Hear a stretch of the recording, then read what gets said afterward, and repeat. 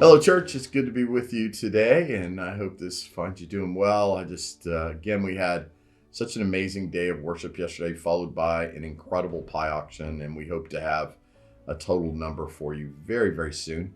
But I can tell you that it is with just great sense of gratitude that I want to thank Pastors Jen and Pastor Stacy for all their leadership with the pie auction, for all the bakers and everyone who made salsa, and for Paul Stapina who did wood carvings, and everybody that contributed to making a difference in our battle against sex trafficking. It just makes me sick when I think about it, that children abused all over the world. And so we're taking a stand. So I thank you for being a part of that.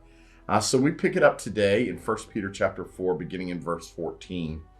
Part of what I want you to think about is, what causes you to be ashamed? We've been ashamed of things we've done in life. Like there's a number of things, and if you're hoping I'll get into them, I won't get into them. But a number of things I look back, especially my college days, that man, I'm not very proud of that. But you need to ask yourself, have at any time I've been ashamed of Jesus? So hear these words, beginning of verse 14. It says, "If you are insulted because of the name of Christ, you are blessed, for the Spirit of glory and of God rests on you. If you suffer, it should not be as a murderer or thief or any other kind of criminal, or even as a meddler. However, if you suffer as a Christian, do not be ashamed, but praise God that you bear that name." So here's a couple of things that comes to mind as I read these verses, and I just want to go back through them one at a time. My first thought that says, if you're insulted because of the name of Christ, you are blessed. I know this is hard for you to imagine. We laugh and joke about emails, and they are far fewer these days, although the last couple of weeks, been no shortage of emails. But in the early years at Georgianna, it was the number one conduit for people's critique of their pastor. And so I read this and I think, oh, well, I've been blessed a lot. So, if we're talking about insults and measuring insults, then my life should be full of blessing. But none of us likes to be insulted. But the thing is when you're taking a stand for Jesus Christ, you open yourself up to critique. You should not be shocked, as I said last week. You should not be surprised. It just comes with the territory. And then he just kind of lists some things that says, if you suffer, you as a murderer or a thief or any other kind of criminal. Then I love that he slipped that in. There's like three really bad things, and then he slips in the word meddler, right? That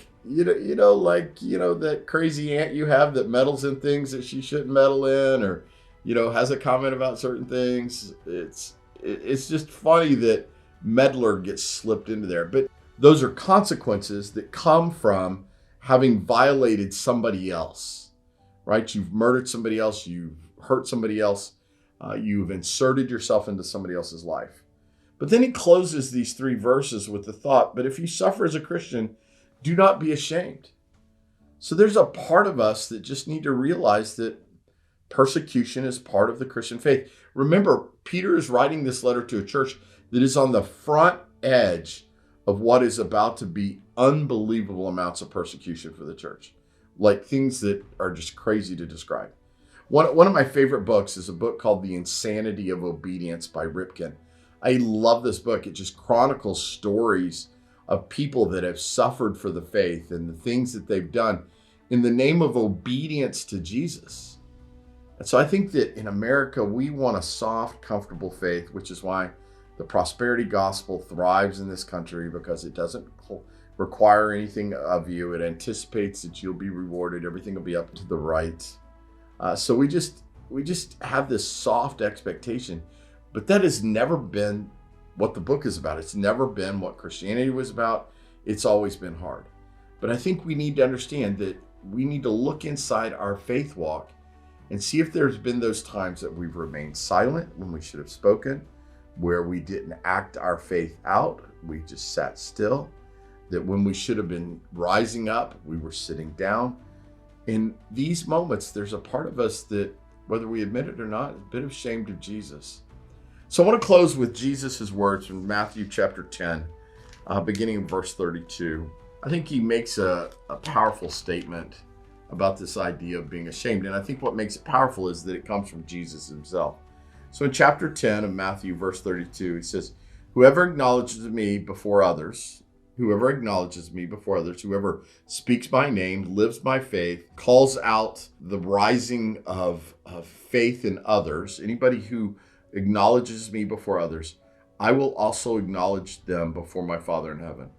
But whoever disowns me before others, I will disown before my Father in heaven. In other words, there's no room for us to be ashamed of Jesus. You just can't do it, right? So I don't think we kind of live in that micro level of what is shame and not shame, but we need to be in a macro level of always living out Jesus. This is my goal for us as a church. Is why we do Take 5, is so that you could grow deeper with Christ, that you would know him more, and that you would not be ashamed of your Lord. Church, I hope this is helpful for you. I look forward to being back with you again next week. Have an awesome day.